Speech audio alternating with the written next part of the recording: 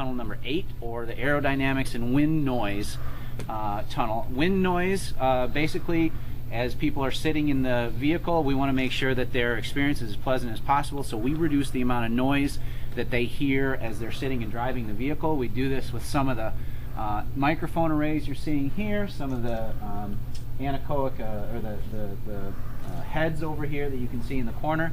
And then also, if you notice, the sound in here is a little bit different. It's because we're getting it soaked up by these panels, and the entire circuit of the tunnel is coated with acoustic material. This is a loop. It's a big giant loop. You're seeing just one section of it. The air will come in from the left and go out through the hole on the right. The vehicles sit on this turntable, which can be turned to position it however we want in the airflow. And the vehicle sits on these little pads, and beneath this is a giant, essentially a giant bathroom scale that measures how hard the vehicle is getting pushed back, or the drag of the vehicle.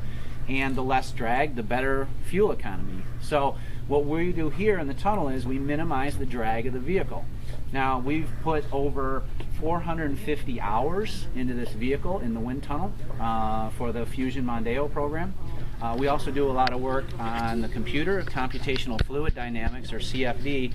We put over 2 million CPU hours into this vehicle to make sure that this vehicle is optimized for proper fuel economy. So 2 million hours is sitting at your PC by yourself with one PC for 30 years. Okay, we use multiple PCs, so I'm not that old. But so I just want to tell you a little bit about some of the things that we've done on the Fusion. I'm going to start out at the very front. We've taken a total vehicle approach here.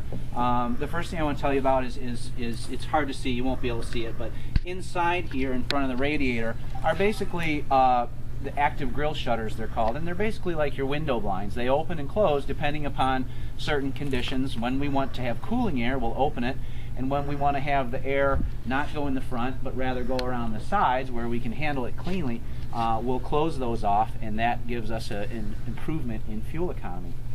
We've done a lot to the bottom of the vehicle. Again, I can't show you that, but I mean, because there's no way to see it. Feel free to get and look underneath there, but we've done a lot of smoothing that out. We put a lot of shields under there and that sort of thing, and we really optimized the flow over it. But I really want to talk to you about the flow on top of the what we call the top hat, or the main surfaces of the vehicle. We do a lot of things. Again, I mentioned the active grill shutters. We do a lot with the chin region down here to make sure that the flow goes over the vehicle. We do a lot with things like this splitter feature right here that'll drive the flow around the vehicle. Now, I don't know, it's tough to see, but there's a small break here in the surface. Even something as subtle as that makes sure that the flow is set up properly to go over the front tire. And things like this little break, this is what we work hard with studio styling on. We start early in the program with some of the themes on these vehicles, and we'll put those into the computer with the CFD that I talked about, and we'll optimize all these things, every little piece of this vehicle, until it's just right. You're going to see the flow going over the vehicle in a minute with the smoke, and you're going to see little things like the windshield wipers are nestled away to make sure they don't get in the way. The angle here is optimized of the hood versus the windshield.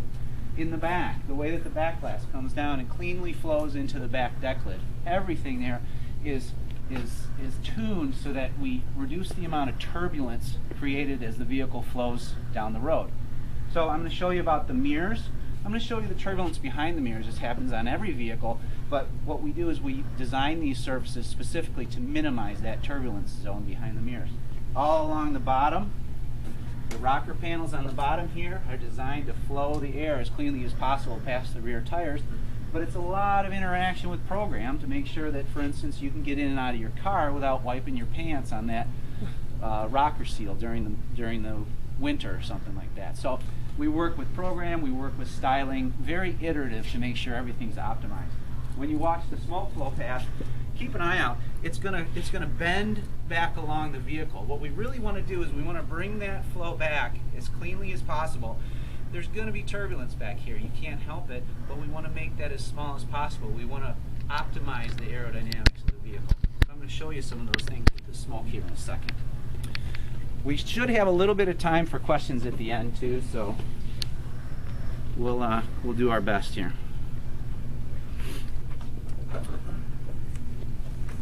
All right, we're going to fire up the tunnel here. We're going to be going 25 miles an hour. We typically tend to run the vehicles and optimize the vehicles at 80 miles an hour. This yellow line, you're not going to get in trouble if you step up to it. You can actually feel the airflow once we get up to speed, so feel free to do that. And obviously when I step into the flow, you'll see that going. Okay, so I like I said, I crossed that yellow line, I'm in the flow. So all right, so this is the stuff they pump into the nightclubs, you know, for the dancing. We're gonna show you guys how the aerodynamics works, okay? But basically, you can take a look as I get that smoke right down by it. You can see how that smoke hugs the side of that car, or the top of that car. And it goes right off the back. I'll show you the turbulence in a minute. But we keep that flow just pinned to the top of that car, and that improves the aerodynamics of the car. Also, going underneath the car, very smooth underneath the car. Those shields and the work we've done under there, make sure that it goes out as cleanly as possible. Along the sides of the car, I hope you can see the way that it's bending, particularly in the back there. And I'm kind of messing up the flow, being in the flow. But it really hugs the back of that car back there, in particular around the mirrors. Very clean past the side of the car, very clean past the tires, okay? Now I'm gonna kind of show you guys a little bit of turbulence. You can see how that turbulence is right there behind the mirror. The key is to work on that and get that just perfectly as small as possible behind the mirror. When you go home tonight, stick your hand out the car window, feel that behind the mirror, and you'll see what I'm talking about for that dead zone behind the mirror. Again, very smooth along the sides of the vehicle. It really pulls in. We've designed it to pull in and make as small of a wake as possible in the back. And by wake, you can see how that turbulence is behind the vehicle, but you can also see how it's pinned to that rear deck lid. We've got a sharp line of demarcation there that really allows us to minimize that weight, okay?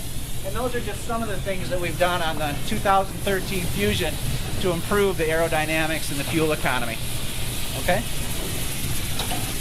So I think I do have time for a couple of questions here. How much do the